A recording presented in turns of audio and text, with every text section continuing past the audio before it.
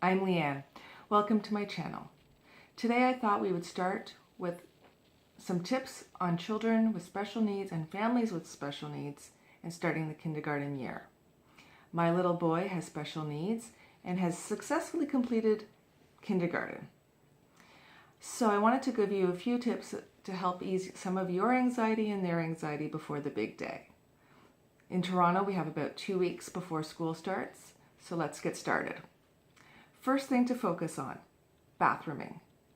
Bathrooming is a very important self-care practice, and it needs to be independent if they're going into a regular kindergarten class. Most parents are concerned about how they know where the washroom is, will they be able to find it, go on time. All those things are valid concerns. Number one, most kindergarten classes have a washroom inside. Number two, the teacher, if they are sending them to a different washroom, will do a full tour of the school, will show them where the washroom is, and will send them with a partner to the washroom. They won't be going on their own. But it's important to know if your child is capable of fully bathrooming themselves. Do they have the fine motor control to undo their pants, push them down, use the washroom, redo up their pants and dress, and take care of wiping and then hand washing? This is an important step in order for your child to feel completely independent. If they don't have all of these steps, you're going to want to notify the teacher as soon as possible. You're also going to want to work on this with them as much as possible in the coming weeks. Some things to take into consideration with bathrooming is also what things make your child anxious or upset.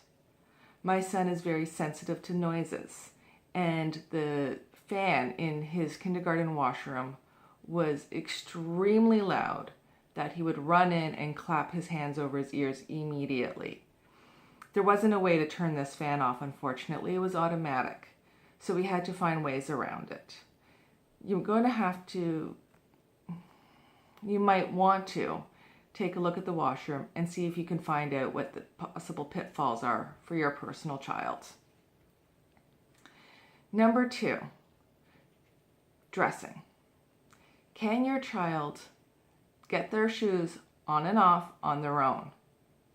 Can they change out of their pants if they were to have an accident?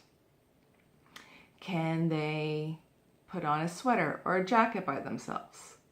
These are things you're going to need to know and ideally help your child through for the next little while, if they can't already do it. In an average kindergarten class, they ask you to have outdoor shoes and indoor shoes, which means that for lunches and recesses and any time they go anywhere, they might be changing their shoes multiple times a day. Now, when you think about there being between 20 and 30 kids in a class and only 2 adults, if none of the kids can put their shoes on and off on their own, you're going to spend most of the day putting shoes on children, and no one wants to be doing that. Do your best to make sure that your shoes are accessible for your child. Do not give them shoes with laces. I don't care how cute they are. It's not worth the hassle. It's not worth your child possibly tripping on them. Use slip-on shoes or Velcro, especially in kindergarten. I've spoken with occupational therapists, and so far they've all agreed that shoelace tying is not a skill that is expected by the age of most kindergartners. So please, no shoelaces. Also, pay attention to what kind of fasteners you're using on their clothes. Some little children are not going to be able to do hole and loop buttons, especially on jeans. They're tight, the material doesn't move well. It's just really difficult for them. So especially in kindergarten, think about clothes that they can push down easily, elastic waists, snap buttons if necessary. Just make it as easy for your child to get through the day as possible. The teachers will go over some of the basic ways to get a jacket on and off. And if you've ever seen a daycare or kindergartner put it on the ground and stand at the front and put their arms in and flip it over, that's how they're going to learn to do it. So practice these skills with them and help getting them ready for kindergarten. Sorry, I'm a little out of frame. The other thing you're going to be worried about is eating. So what you're going to want to do is, number one, get them their lunch boxes, get them their containers, and stick with something that's fairly consistent. Don't change the container on them every day. Give them 1 or 2 containers that you can recycle through, or the same style of container so they can always open it. And then over the upcoming weeks, put their lunch and snack in it, close it up, and give it to them.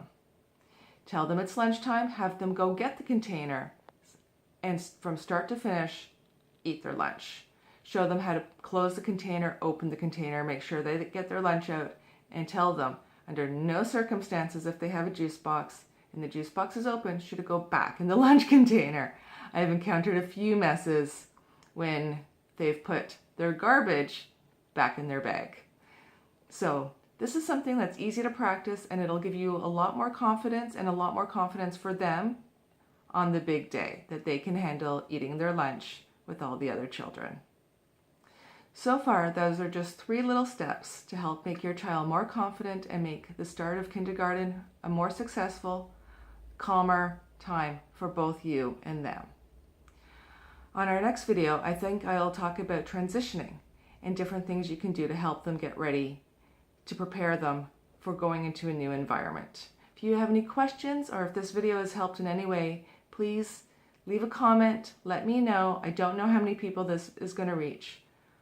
But for those parents who have children with special needs and are a little extra concerned, I'm hoping this gives you some peace of mind. Have a great day. Thank you.